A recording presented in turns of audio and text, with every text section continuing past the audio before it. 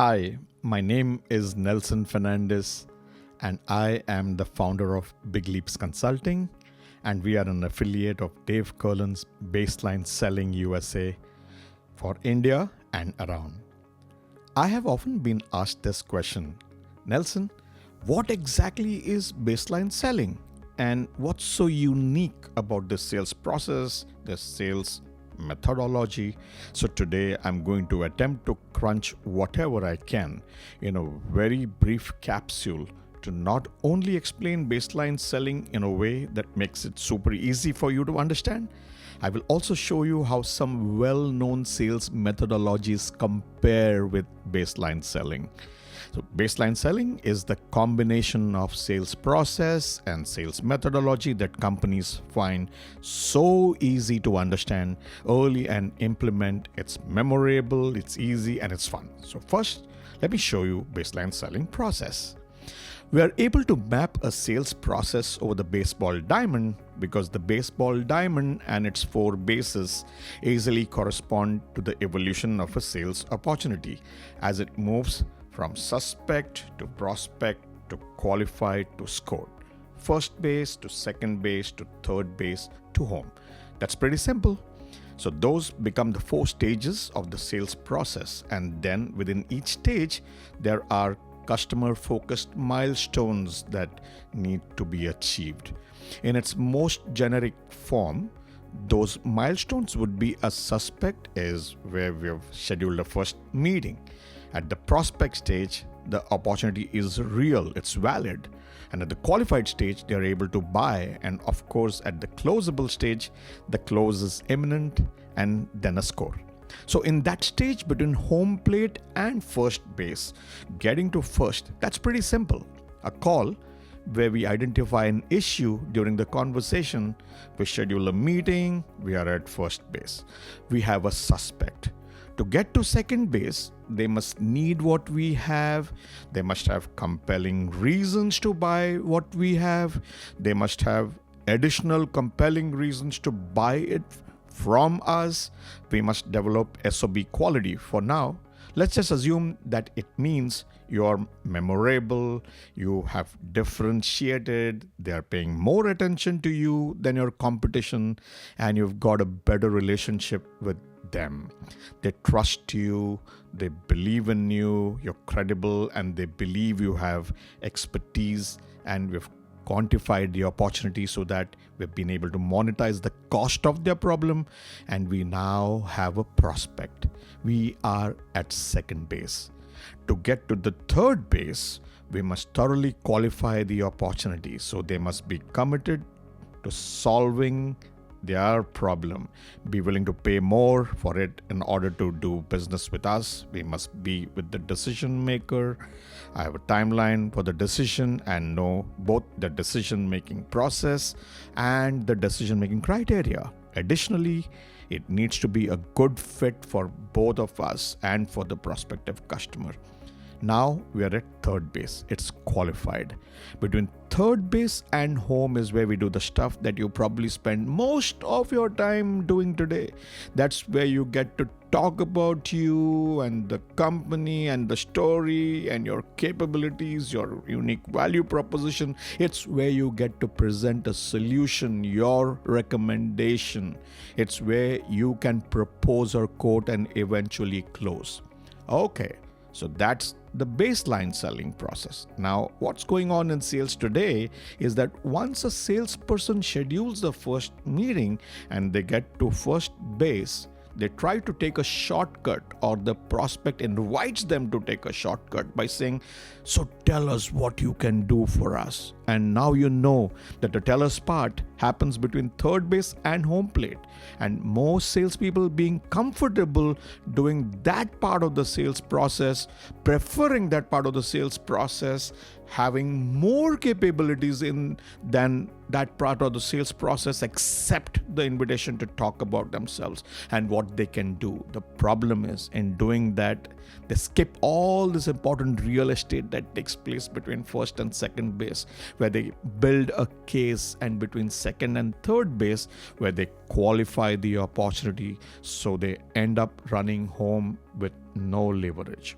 So the first step to understanding the sales process is to learn and develop an awareness for where in the sales process you might be at any given time. And if you understand where you are and you understand that you're at third base and you're actually supposed to be at the first base right now, it'll allow you to reverse direction, return to first base, and start running the sales process the way it is meant to be. So let's compare the baseline selling process to another common process, the challenger sale. So we have the same milestones laid out on the baseball diamond, except this time we have highlighted the three pillars of the challenger sale. One in the middle where you teach for differentiation, that's accomplished by SOB quality and quantifying. Number two, where you tailor the sale for resonance, and that's in understanding their compelling reasons to buy. And number three, where you take control of the sale, which is accomplished with getting their agreement that they'll pay more to do business with you, which you can do if you have effectively quantified the opportunity. So one of the things that you can see here is that the challenger sale isn't a complete process. It's three pillars built around a mindset of a certain approach by certain salespeople. Unfortunately, there are three problems with that. Objective Management Group has evaluated and assessed over 1 million salespeople, and a salesperson who can sell the challenger way has a sales quotient of 140 or better. Now, sales quotient is an overall score on the Objective Management Group's salesperson evaluation. Someone who can sell the challenger way has a sales DNA score of 82 or better, that only goes up to 100. Sales DNA is the combination of strengths that support the use of strategies, tactics, execution of the sales process, and sales methodology. And finally, that combination of people who have a sales quotient of better than 140 and a sales DNA of better than 82 represent only 7% of the entire sales population. So while challenger sale gets a lot of attention, a lot of visibility, a lot of buzz, most companies quickly recognize that the salespeople can't do it because there's only 7% people that are making up the group of elite salespeople who actually can do it. Now, we are used to hear the same things. Not many people can do it about spin selling. Now, in spin, again, all the same milestones are mapped out on the baseball diamond, except this time we have highlighted the SPIN acronym, where situation and problem are dealt with in compelling reasons to buy. Implication comes from qualification, and the need payoff comes from they need it.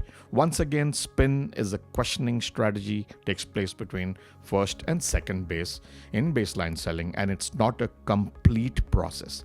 And then we have solution selling. Not as popular today as it once was, but still considered as one of the standards for a consultative approach. And the four things that happen in solution selling is that we have to understand the problem. Again, we can get beyond the problem with compelling reasons to buy.